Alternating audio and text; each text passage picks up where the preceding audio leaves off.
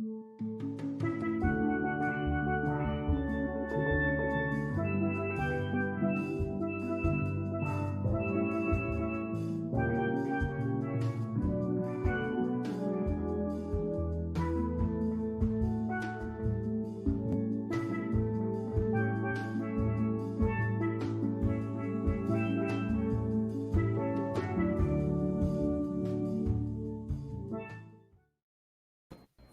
everybody, welcome to Ask Glenn Anything. There he is, the man, the myth, the myth, the legend, Glenn Ambrose. Hey Glenn. The man, the myth, the mess. Is that what you're going to say? Yeah, I messed it up. I was trying to say nice things and they didn't come out. But that's okay. How are you today, my friend? Good. I'm about to leave the DR on Saturday. Today's Thursday, so my time here is almost done temporarily. Nice, but you are coming back. I am coming back here. Which is the important thing. Yeah, and it'll be nice to see my son and my dog, some family and friends back in the States. So I'm looking forward to that. Yeah, absolutely. Sarah says, hi guys. Hey, Sarah. Hey, Sarah. So if you have questions for Glenn, ask them in the comments below, and then Glenn will answer them. All right, Glenn, our first question today is from an email. And by the way, if you do not feel comfortable asking your question publicly, you can always email Glenn at glennambrose.com. Just send an email to glenn@glennambrose.com, and we will ask your question. If not tonight, then next week on Ask Glenn Anything, every Thursday live at 6 p.m. All right, so this question is, hi Glenn, I am very bad at confrontation, and I'm trying to get better and do it from a loving source. I have a client that is very difficult that I have to fire. How do I go about that in a polite and loving way? Good question. Yeah, I think a part of the confrontation aspect is, this is kind of new. That word confrontation has been jumping up lately, and I realize that it really conjures up specific things. Confrontation sucks. So no wonder why many people try to avoid it. Nobody likes confrontation, but I think we need to let go of that word and just, which is going to help us come at it from a different angle, because that word has such negative connotations to it. So it's not if we let go of that word, then it's not about confrontation. It's just simply about dealing with a situation in a loving way. And that's not that daunting. Let's just deal with a situation in a loving way. But the question was asked very well also, because it's, I want to come from a loving way. So I don't want to come from frustration, which is important. That's the primary thing. If you come from love, then that's really all you can do. You can't control the outcome. You can't control whether the other side gets upset or not. But you can control yourself, your intentions, and the energy in which you come from. And then, you got to let the results take care of themselves. Some people are going to lose their mind no matter how you come at them. You can spoon feed them honey for 3 hours and then, and then bring it across, and it still ain't going to happen. So, you have to be unattached to the outcome and just know you can control what you can control. And then, I think, like in a situation of like firing employees, I think is a really good example of this. But sometimes firing clients, lots of different situations. We have to understand that, like, we're not doing people favors by continuing on with a dysfunctional situation. If it's not working, like a client employee or a employee employer, those are agreements between two people. You do this and I do this. And if either side, it's not working for one side, that agreement is renegotiable at any time, with negotiation, a possibility of ending it. You know, you could renegotiate aspects of it, or you could end it. I mean, it's just an agreement. It's, you know, so if it's not working, like, I think a lot of times we have to realize that the it's not working for the other person also, usually, you know.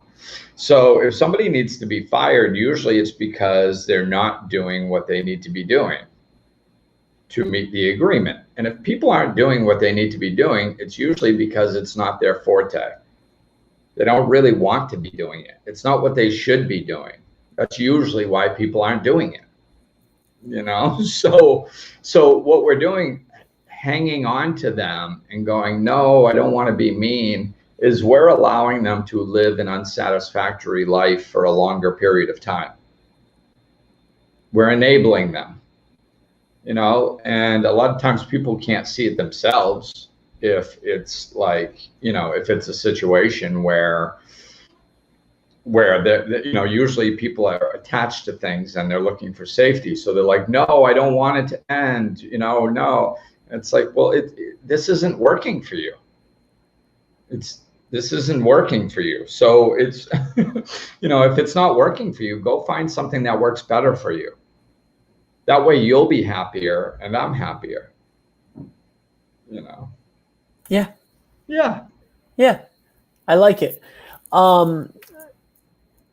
Karen says, tell the client they deserve better and should look elsewhere to better apply their service, that you're not adequate for them. The old, I'm not good enough for you. It's not you, it's me. It's a classic breakup technique. It's ask Karen. Hey, Karen. Hi, Karen, ... She always says hi, no matter what show I'm doing, she comments, hi, Ben, ... I don't know if it's good or bad. So I'm going to say it's a good thing. I think it's bad. I disagree.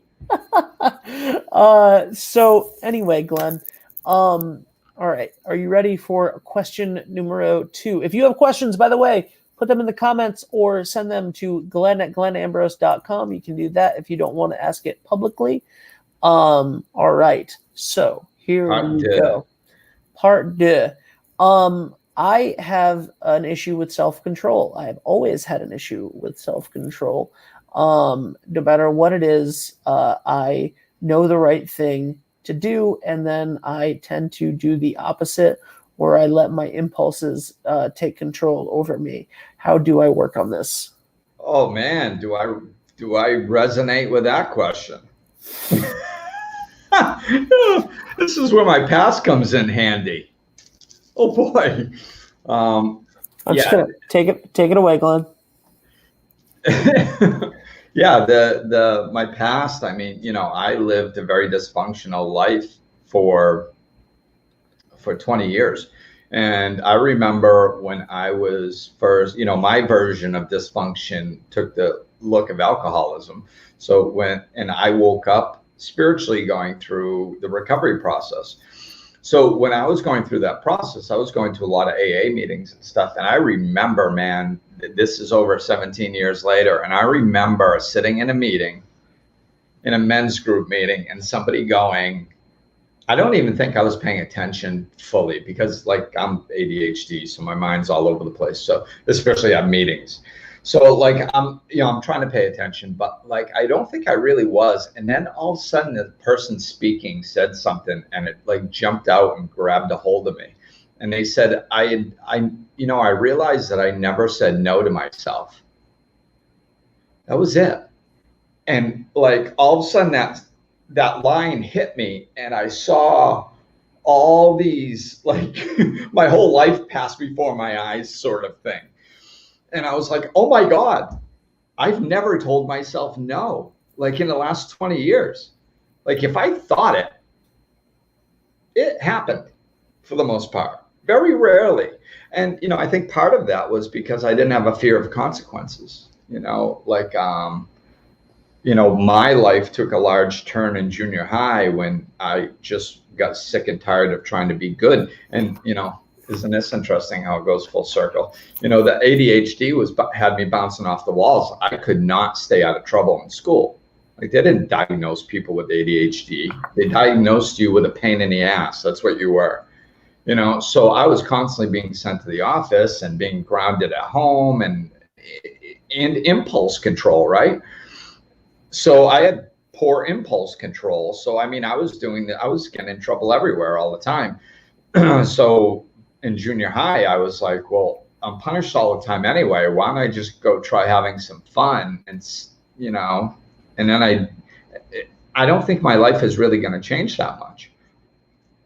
Why don't I give up trying to be good? That's what it was, So I did, and I just gave up trying to be good. I started doing whatever I wanted, whenever I wanted, without all the guilt and the shame that used to come along with it. And my life didn't change. I was grounded all the time. I was sent to the office all the time, par for the course. Nothing changed, except I was having tons of fun. So I was like, oh my God, I found the key to life. This is wonderful. And I latched onto that for 20 years, and it was a solution at the time. I didn't understand fully at the time that it had gigantic negative repercussions as well. So it was a crappy solution, but it was a solution.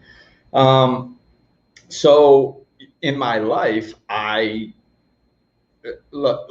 I did slow down enough to look at the consequences, I just did that. I looked at them and I went, I'll roll the dice. If I get caught, I'll pay the consequences. If I don't, cool. Either way, it's a win-win. And I did lots of crazy, crazy things. And it's just, once I woke up and started being responsible for my own life and actually having some sort of direction, I understood that I need to control my behaviors. I need to control the direction of my life. What I didn't understand this, but what I was doing was actually giving up and throwing away control over my own life. And, so I didn't have the ability to do, I just gave up, and of course that's no way to get what you want out of life. You need to steer your life. You need to direct your life. You need to co-create your life through intention and making good choices. And, I wasn't doing any of that. So when I woke up, I learned to take responsibility for my own actions, slow down and look at my why. Why am I doing things? How is this going to benefit me? And I think really when we stop floating around and pretending that like we have no control over our own lives. See, this is the dichotomy of spirituality, because half the time I'm telling you that you don't have any control over your life, and half the time I'm telling you that you do. And they're both true. Which is it, Glenn? There's a flow to life that we have no control over. But how we interact with that flow, we have all the control over. So, so I was just floating around and doing whatever I wanted irresponsibly. But when I channeled that energy and I actually started directing my flow of life along with that flow and making conscious choices for conscious reasons, understanding why I was doing them, then all of a sudden I started I started heading in the right direction. So I think my business is a perfect example to explain both. Like, I didn't know if I was supposed to be a life coach, but it was the closest to what I thought you might be able to do with little schooling, because I'm not a school guy. So I was like, okay, I'll head in that direction, and then an opportunity with a building came up that I had to use my personal training background and do events and other stuff that I didn't necessarily want to do, but it helped me launch my business. I didn't plan that. Life gave me that and said, this is a good way for Glenn to get his business started, because he went and got his certification and at least started walking in a general direction of what he should be doing. And then when the podcast got picked up through IT and Insight Timer, and my business started going, and then I could direct my business to more of what I wanted. And then when my in-person clients started minimizing and my online presence started increasing, like, I didn't plan that. I didn't say I want an online business. It just, all of a sudden, I'm thinking about moving to Florida, and I realize I only have 2 in-person clients. Everybody else is online or phone. I can move anywhere I want. So I did. I didn't plan it. See, life guides you if you go along with it. But I had to co-create and participate in the journey consciously to the best of my ability. I didn't know that I was going to have an online business, but I knew that I wanted to help people life coaching. So I did what I could do in that consciously, So that's our co-creation. We do our part and life does its part. And to be honest, life does about 100 times more than we do. But we do need to steer the boat. We're just not the power behind it. Life is the power that actually makes everything happen. We're just kind of steering it a little bit to some degree and paying attention to nudges. Yeah, that makes sense. Sarah says, "Oh my God, I so relate to this." I love it. So, yeah. What else, guys? If you have, we have a bunch of people watching right now. If you guys have questions, feel free to send them in. Of course, you can also email them to Glenn@glennambrose.com. We'll answer them next week. When Glenn is back in sunny Florida. Sunny FLA. Yep. So, Glenn, I have another question here from our emails. And that is, I have always considered myself lazy. I need to do things and I just don't get them done. Little things like picking up my room or organizing my mail, taking care of bills. Is this Braden? This is not Braden. Okay, I just want to make sure. although kid can be a little lazy. Anyway, so that was the end of the email that you just talked over. So how do you deal with laziness, or when you yourself feel lazy? Yeah, you just got to live on purpose. I think this is taking responsibility for our lives. I mean, it's, there are tricks to it, helpful little tools that I'll try to get into. But I mean, at the end of the day, you got to kick yourself in the ass and do stuff. You got to be responsible for your own life. Life is what happens when you're busy doing other things. Not making a decision is deciding to stay stuck. So we think like passivity doesn't really mean anything. We're neutral. No, passivity is negative. Just sitting around not participating in your life wrecks your life. Like I heard it said one time, it's like a car on a hill. Like if you put it in neutral, you're going backwards. Like that's what happens. So we can't, everything's moving, everything's spinning, the universe is expanding, the world is turning, there's movement to everything. And if we are just sitting still, navigating our way around staying stuck, then it's, we are damaging our life. So you have to be realistic and stop playing around going, well, it's not that big of a deal. No, it is a big deal. Be responsible for your life. So, you got to get your head really looking at things clearly. See, I think one of the biggest reasons we don't, we have issues in life is because we don't look at things clearly enough or deep enough. We just sit there and we go, we see a meme, like, oh, well, it doesn't really, sometimes yes, sometimes no, but sometimes it's okay to sit still or something. We go, oh, that's the excuse I was looking for, to sit on my ass. Perfect. I love that meme. I'm going to share it. And then we adopt it as like a life motto or something. It's like, think about what you're doing, go deeper, man. Look at the consequences, take responsibility for your life. So, but if there's something you're trying to accomplish and you're not accomplishing it, one of the most common reasons is because it's too big. Hi, Mom. So it's too big, so don't worry about judging whether it should be too big or it shouldn't be too big. Just the fact is that it's too big. If you're having trouble picking up your room, then the task is too big. So say, okay, I'm not going to pick up my whole room. That's too big of a task, and because it's not getting done. So what I am going to do is break it up into smaller sections. I'm going to clean a half of my room, or I'm going to clean a quarter of my room, or I'm just going to take the laundry and put it in a basket. That's it, nothing else. And then I'll do the next thing, or sit down and write, say, I'm not doing anything today, to disengage your ego, because your ego is trying to keep you stuck. It's trying to be in control of you. That's how it talks you out of things. You wait until it's time to clean your room, and then your ego kicks in and goes, yeah, but you don't really need to do it now. I mean, really, what's the big deal? And the excuses start coming. So don't get into a conversation with your ego.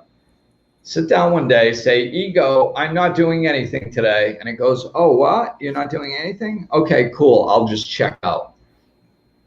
And then, because as soon as he goes to do something, I'll re-engage and I'll control him like I always do. It's very easy. I have full control over this puppet.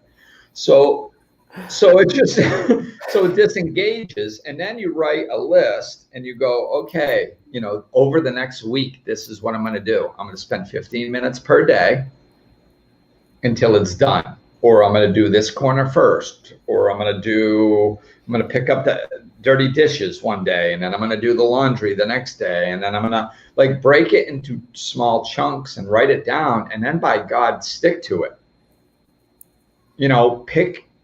Write down what time each day you're going to do it. Yeah. And then when that time comes, do not get into a conversation with your ego. Don't listen to your head. You made a commitment, do it. And if you do stuff like that, it's more than cleaning your room. You will actually regain control over your life. Because if you look at what's happening, if somebody can't clean their room, you literally cannot control your life. It's not about your room. I don't care about your room. It's the fact that you literally have no control over what you do and what you don't do in your own life. That's a problem. So take it seriously and change it. And every time you don't listen to your mind and accomplish something, pat yourself on the back. Yes, sweet. Look, see, I can take control of my life. I can do this. And then do the next thing. And then do the next thing. And you'll literally, this is such a wonderful example. It sounds like we're talking about somebody cleaning their room. It's so much more than that. This will literally change your life. Literally. Because it will empower you to be able to do whatever you want to do. This can be the first day of the rest of your life, just by learning to be in control of what you do and what you don't do. I think that's what the most important thing is. So don't minimize it into something that's like it's a task, because that's not what we're talking about. And that's one of the best ways to stay stuck, is when you're thinking it's just a task. Your ego can just be like, oh, it's not important. And that's where all the excuses come in. So don't think of it as a task. Think of it as an exercise to regain control over your life. And then you do it with that. And then, like I said, you feel that empowerment, you feel better about yourself. And then you do it with something else. And then you feel better about yourself. And then all of a sudden you're starting to feel the empowerment that you have over your own existence. And that is like seductive, man. That feels great. It's like, so, feed off of that and be like, what else can I accomplish? one of the best, this is how, the reason it feels so good is because it's life force flowing through us. When we are sitting there not really doing much with our life, our energy is low because we require movement. We require an opening, and we require life force to flow through us when accomplishing tasks and interacting with life and doing things. And like have you ever seen somebody that's like 110 years old with low energy? Never. People that live to 110 are very high energy.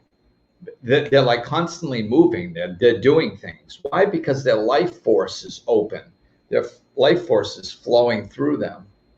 And that's them participating in life. So this is what we can do. We can, as we participate in our own life and take action and start creating the life that we want, that life force flows through us, and we gain more energy, and we're like, oh my God, now all of a sudden life is fun. It's like we're actually,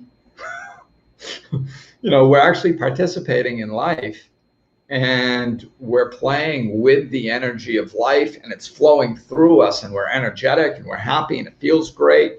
That's living. Sitting around, this is why people sit around and talk about retirement all the time. And it's like, we think unconsciously and sometimes consciously that we're going to be happy when we can sit on our ass and do nothing. Not true. Not true. That's depression. That's when depression sets in, is when we stop moving. So, I understand there's benefits to retirement. I understand. But like, the only people who are happy in retirement are people who found something to do other than their job. People that just sit around in retirement are not happy because they're not moving. And they die a lot sooner because there's no life force flowing through them, So we have to do something, anything. It can be playing games, just things to entertain our mind, our body. We need to use our body. There needs to be movement to increase life force flowing through us. And so we're participating in life. So, yeah, I think that's pretty much. What have you learned from your time in the Dominican Republic that you are going to take with you while you're back in Florida for a while? Good question. So the question is, what am I going to take back to Florida from my time in the Dominican? I am going to take a lot. I think the biggest thing is really what's important to me in my life. It's funny how this is all going all full circle today. So what's going on in, personally, what I'm going to take, I learned a lot of things, but what I'm going to take is that how important community is. The community is lacking dramatically in the United States and other developed countries. And it was certainly lacking in my life. And people here are more community based. I met more people here in 2 weeks than I did in 2 years in Florida. And it's not because I didn't say hi to people. In the States, a lot of times you say hi to people and they're like, why are you talking to me? So it's, I think, community, the importance of community and connection with others. I think that is something that I'm going to take with me. And how much I really enjoy, like, this is all like what I enjoy, I'm taking. How much I enjoy nature. Lisa mentioned that. How much I enjoy nature is going to be a big aspect of it. Like, I need to be connected with nature. Like, it feels so good. And I really enjoy living a life that's more sustainable for the earth. So like, when I come back here, that's going to be part of the life that I design, is a life that leaves a smaller footprint and finding ways of giving back to the earth. So, that's something that I'm going to take. And boy, I really like being in a very simple life. You know, like I see myself building a house. You know, that house that I've got when I come back is beautiful, but I'm not going to be there forever. You know, I'm planning on building a house like in the mountains by a river, and just being very simple, living off the land as much as I can, giving back to the land, and having a very simple, peaceful life with other people in my community or living around me that I interact with on a daily basis or close to a daily basis. You know, so, you know, I start seeing that life, and I'm like, ooh, that really feels like it rings true with me. Whereas before I was always like, well, I'll build a house in Florida. And of course, you know, you want to have your own house and stuff, but it never really excited me. It always felt like there was something missing. And the connection with nature and the community connected with a simple life in my own house, that whole picture starts feeling like, ooh, you know, I could see myself living like that for many years to come, you know, like, and of course, continuing my business online. I mean, that's the beauty of it. I can continue doing this work and, you know, continue doing this work and live that lifestyle, you know, and a lot of people do. You don't have to go to the DR to do that, but I do. So yeah, Tony. Yeah, Tony. I saw pictures when he bought his house, and it looks like he's got his house and a bunch of land around, which is awesome. And thanks for sharing, Sherry. That was a tongue twister. Thanks for sharing, Sherry. Well, I'm excited for you to get back to the Dominican Republic as soon as possible. And you know, and I hope that you enjoy. Obviously, you're heading home this weekend, and I hope that you enjoy seeing your son and getting Faith and your dog Faith, if anybody that's listening. Although yeah, Faith, I'm really looking forward. general, It's funny. I was feeling a little bit like yesterday or the day before. I was feeling a little like, oh crap, like it started for like 2 or 3 days. I started feeling this little like, oh crap, I have to leave. Oh no, I have to leave. Oh, I don't think I want to leave. And then all of a sudden, after a few times, it caught my attention, and I went, whoa, wait a minute, dude, what are you doing? And I was like, you know, one, you can come back. Two, you're going to see your son and your dog and family and friends and stuff. And it's like, oh yeah, like what, what am I doing? You know, I'm very excited to go back because I really want to see everybody. And, yeah, you know, I'm really looking forward to that. But yeah, I think we know where my future is looking like it's going to be. So yeah. Well, if you guys had a question that you didn't get to ask today or you didn't feel comfortable, please send it in to Glenn@GlennAmbrose.com. If you want to get a hold of Glenn, there are obviously many, many ways to do that.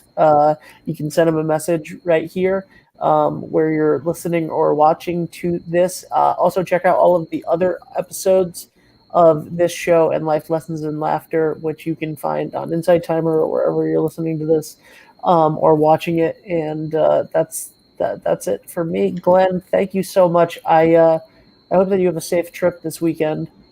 And I certainly will. And best wishes for your father's service this Saturday. Thank you so much. I'm not going to see you when you're home because we live in very different states, but it's still, you know, it's still nice to have you back for a few. All right. Well, thank you. And thank you. And Sarah's perfection. Yeah, I think she likes the painting that I made for life. So yes, thank you everybody for listening, and we're going to talk to you soon, and we're going to talk to you from the United States next time. So thanks for listening, and we will chat with you soon.